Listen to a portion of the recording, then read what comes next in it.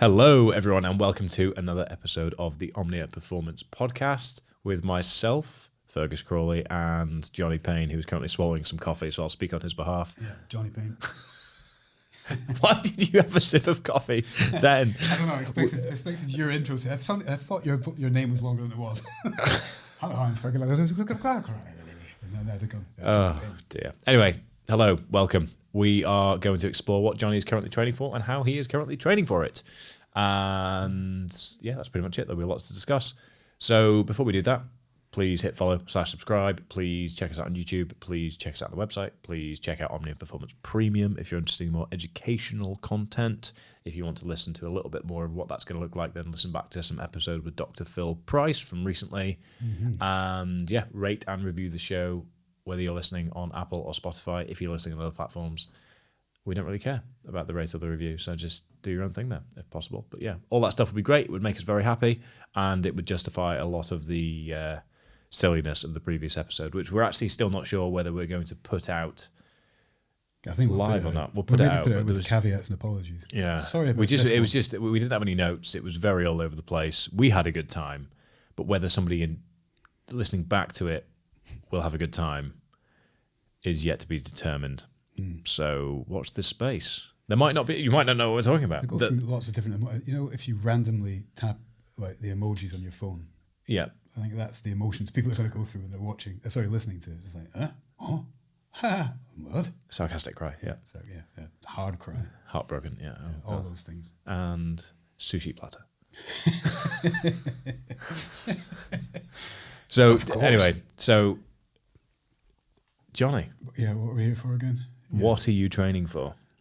Because I want to. What are you training for? And?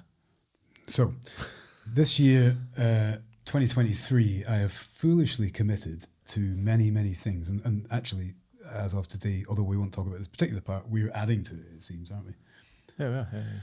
Foolishly. Stupidly, yeah. But the main bulk of it, or certainly the framework around everything, which everything else is sitting, is that in 2023 I'm going to perform perform, is that the right word? I'm going to attempt 4 extreme... Give yourself some wiggle room. Oh, yeah, exactly.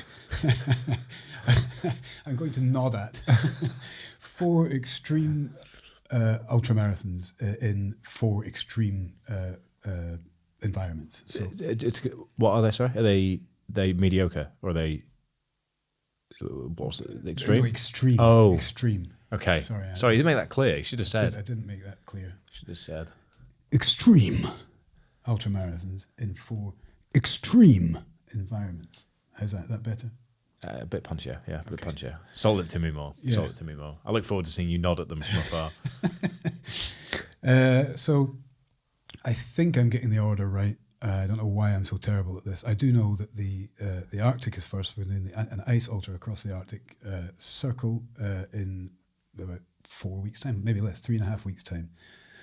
21st of February starts, and 250 kilometers across Swedish Lapland, and then quite possibly not in this order. How many laps are you doing?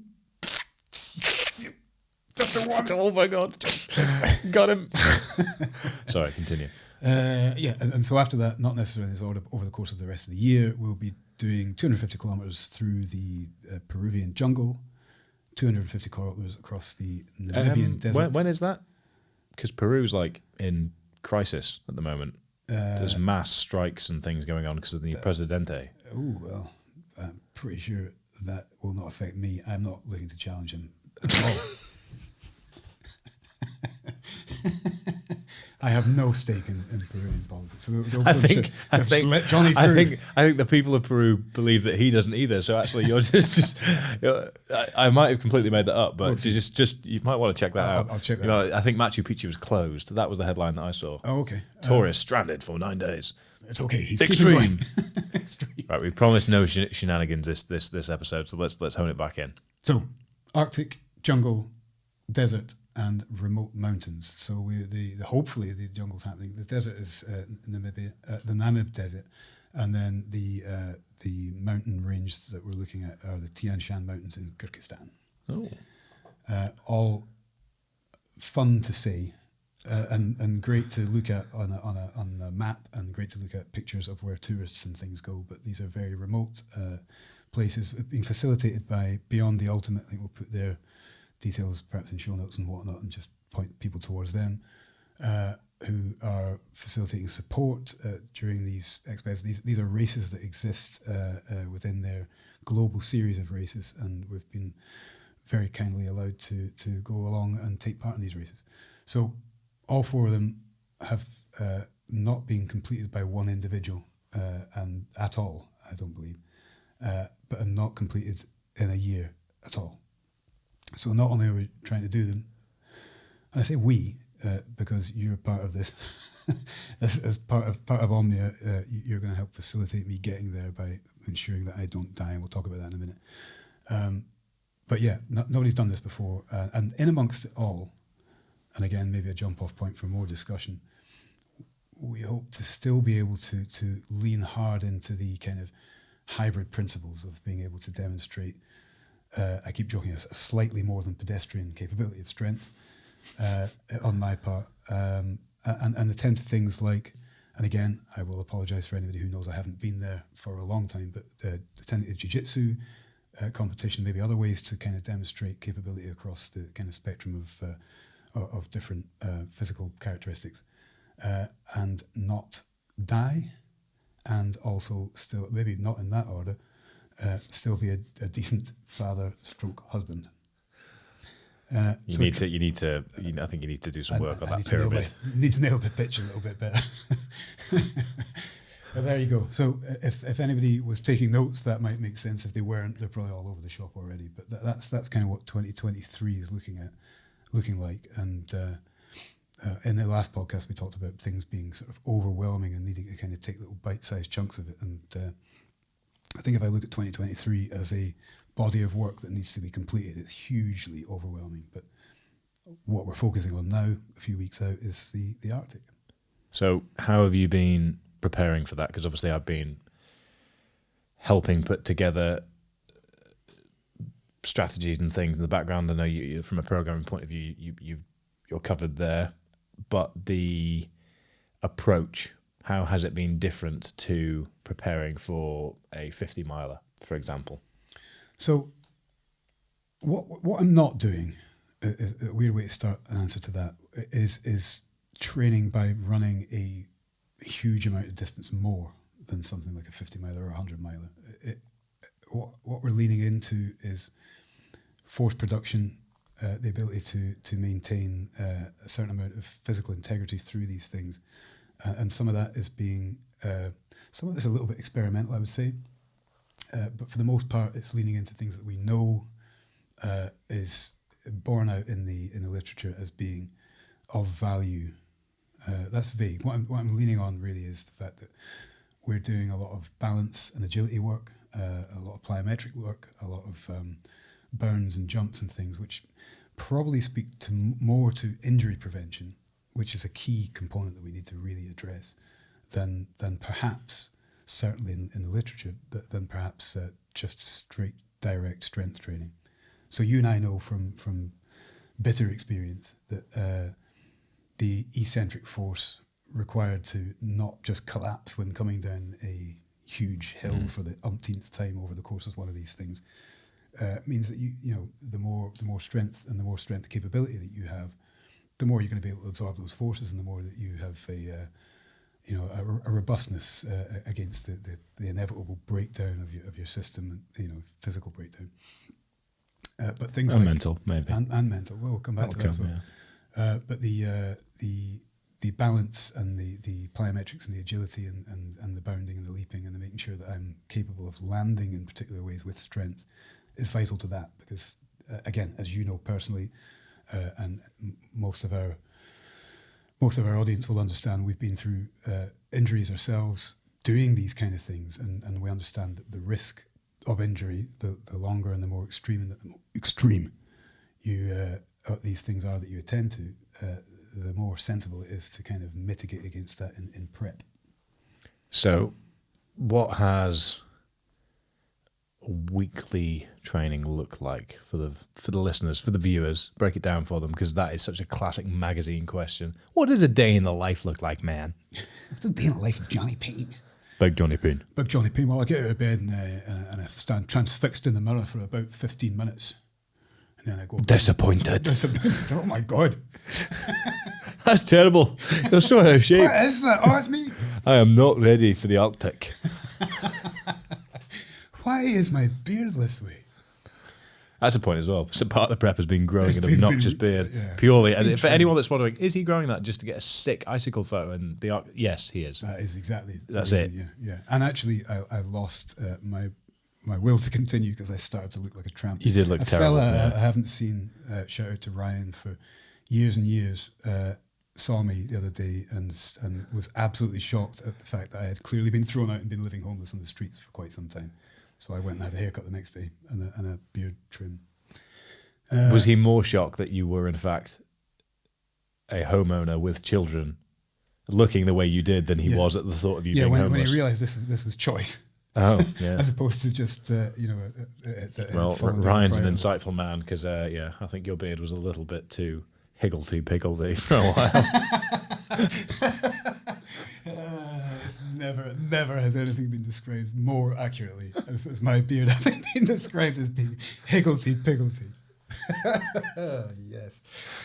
Oh, okay. We've digressed. So a week. What does a week enormously. look like? I mean, the funny thing is, people are probably expecting something revolutionary here, but it's not- a well- usual sort of framework, isn't it? Yeah. From our perspective, it is a usual framework. We're kind of driving against.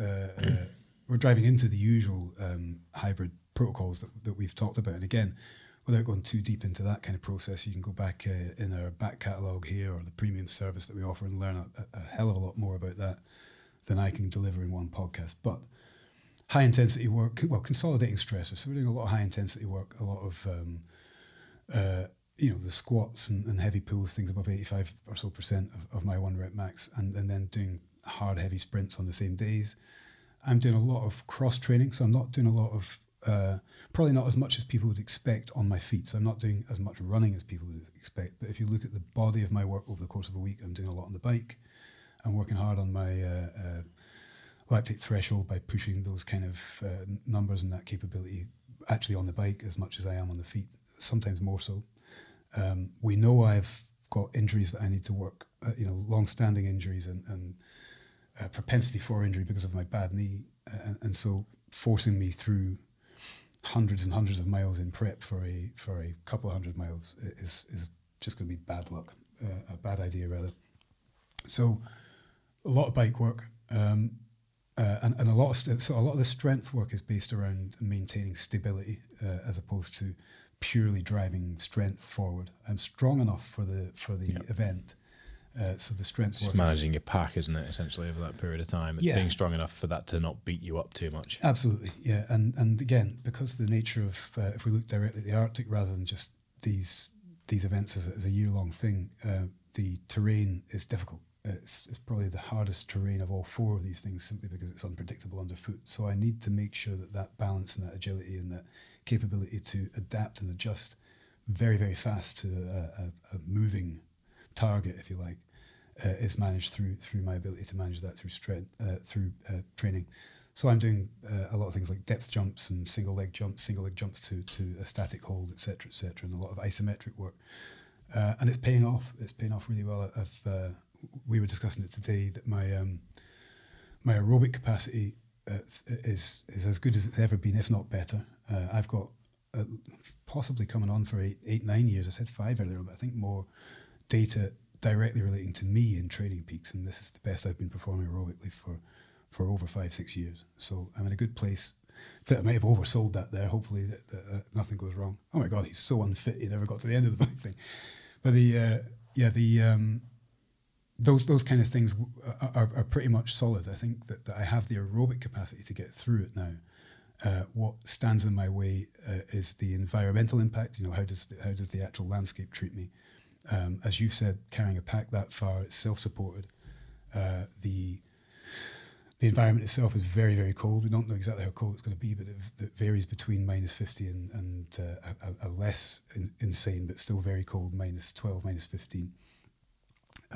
So there's that to contend with, and then just the constant exposure. I'll be outside the whole time. It's not an easy trek. So a lot of the things I'm doing now are related as we get closer and closer to the sharper end of the sword. It's more about kind of feeling that. So I'll be going out for 2-3 days in the mountains here and just bivvying out and all that kind of stuff and just getting used to being uncomfortable again.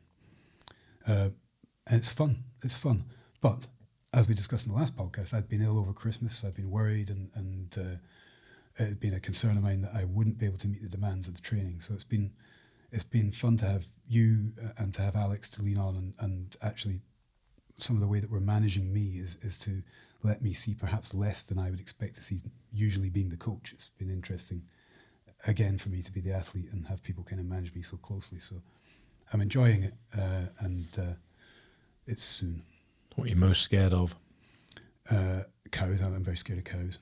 Oh, you mean about the race itself? No, I meant existentially. Existentially, oh, yeah, cows. I knew you were going to circle back to that. It's so predictable. Anyway, the events themselves, you swine. Another farmyard animal. Reindeer. They're just like big horny cows. Oh, no, that's weird.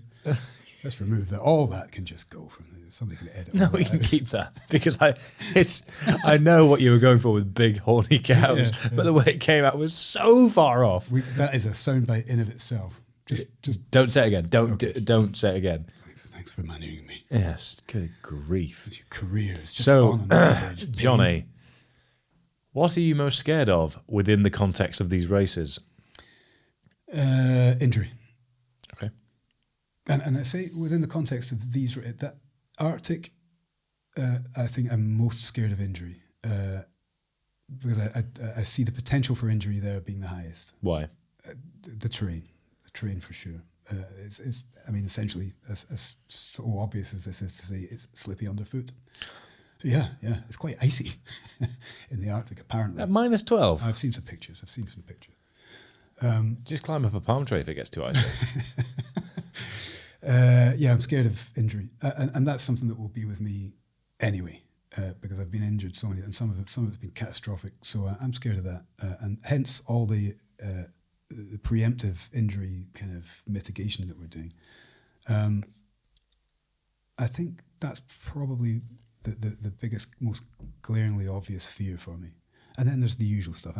I don't want to enter into anything and fail. I don't want that to happen. There are people looking in. I've been very, very fortunate enough to have support from yourself, support from my good friend Alex Fiada, support from Through Dark and Elliot Brown has been immense, and therefore I am accountable to those individuals and feel like I don't want to let those people down. That's a real thing. It's not just a Johnny Payne thing. It's just that I now have people that I don't want to let down.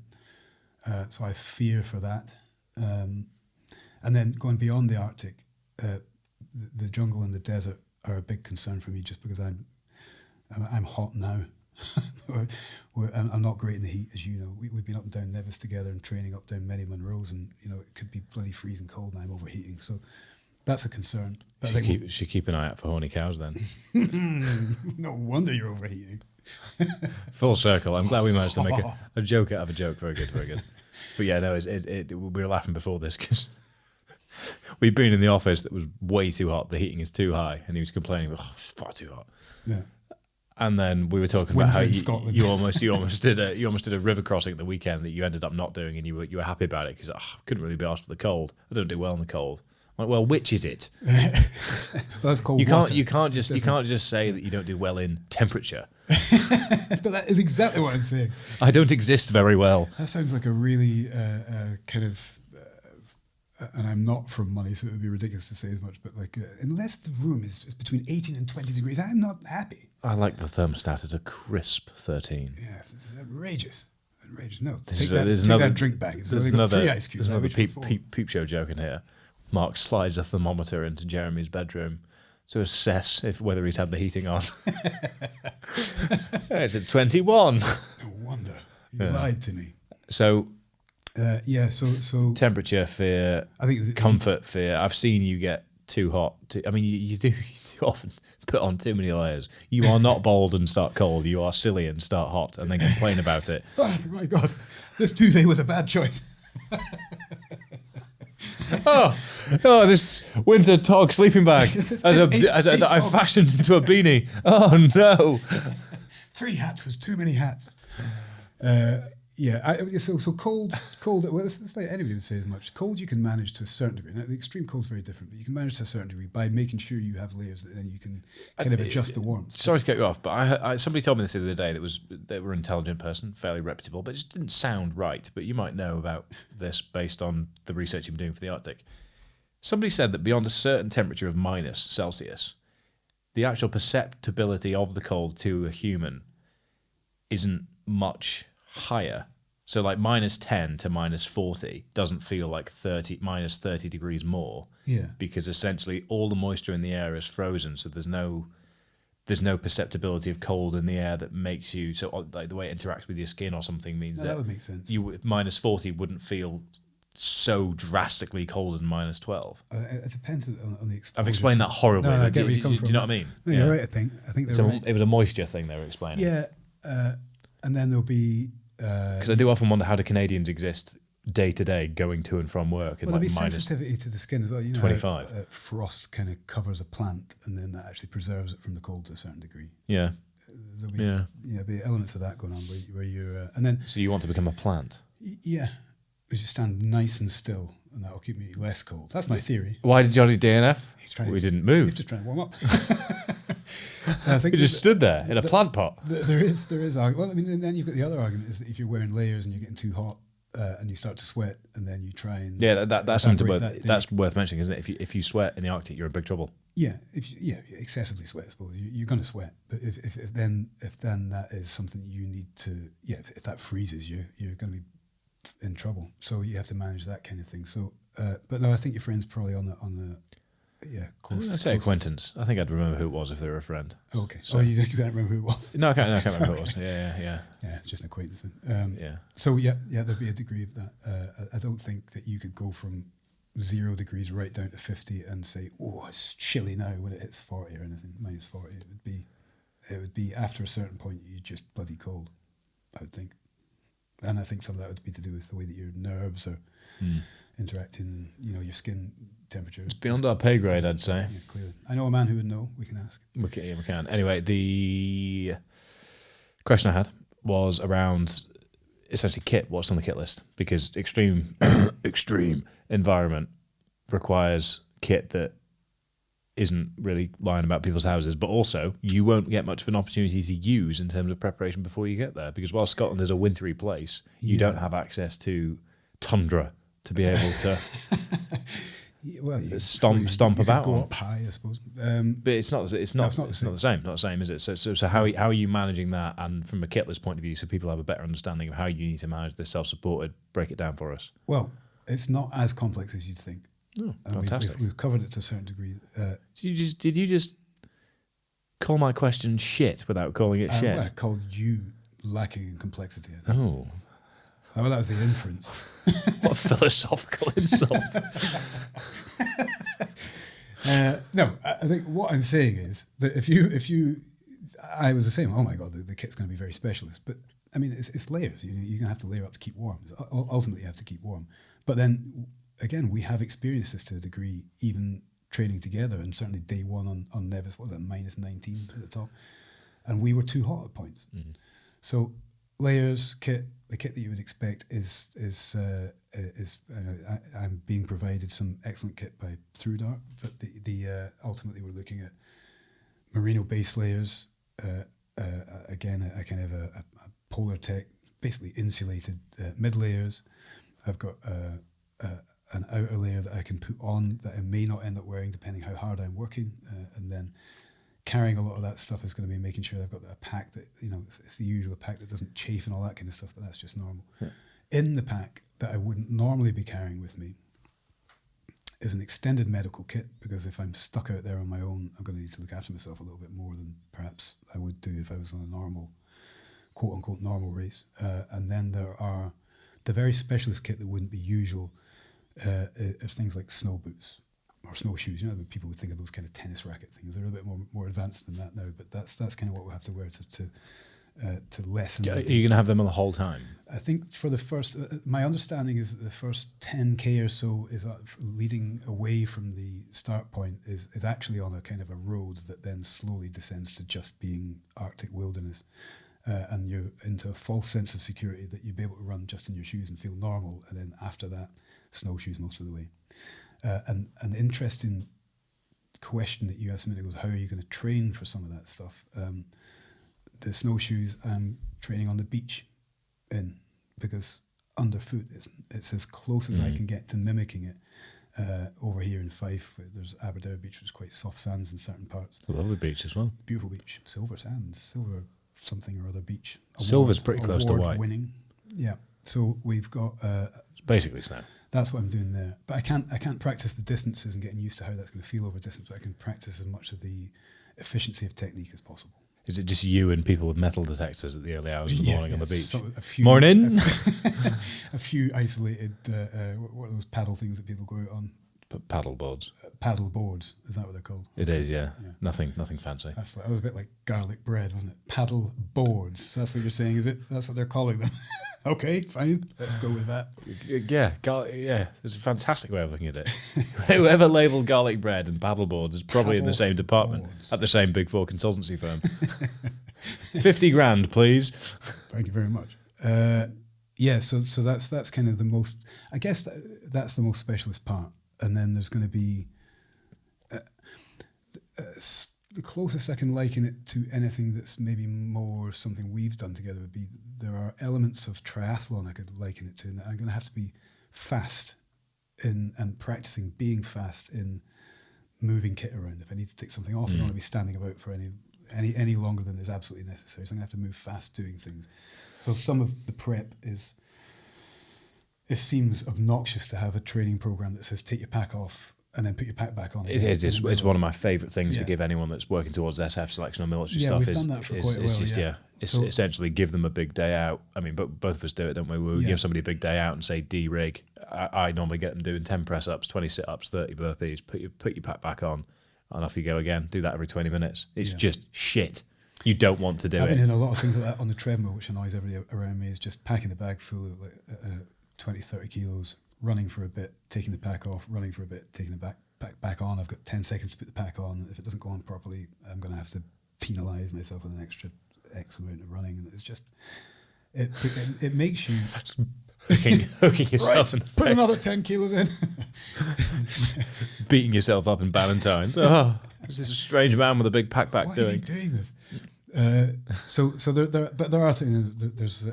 I think there's a lot of value to that, frankly, because first time checking the pack, I was just, and we know this ourselves again from previous experience, and this is good just kit advice anyways.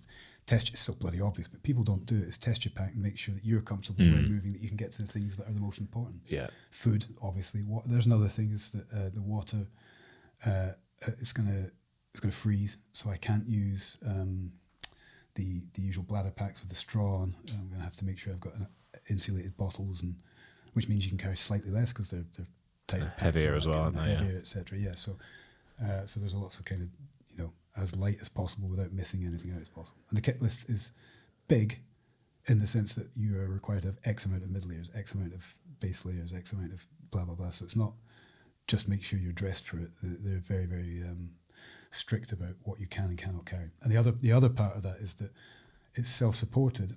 We're not carrying pulks behind us, sleds. Our kit is moved from point to point. But because of the nature of the fact that it is self-supported, it means that we can't then dig in and out of that kit and change it up in our bags. That's only night kit. So everything that we're carrying on us is to last a week. And anything that's in the night bag can only be used for that purpose at all. So it is very much self-supported, which means, how light things are, how well you pack them, how well you use them, how well you maintain them becomes paramount.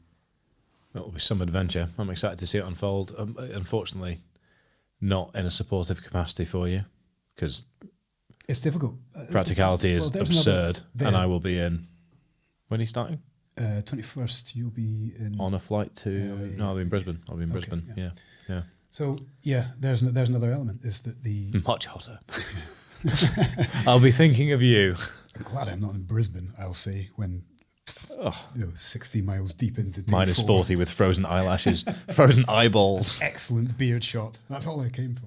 My Yeah, higgledy day piggledy th- beard day- is now. Day 3. now purpose. Why did he can it? Well, he got the shot. He got the He shot. got it. Anything So, else that you think's worth mentioning? No, we've done kind of a nice bit of making sure that the people who are involved have been shouted out, and how much I appreciate that.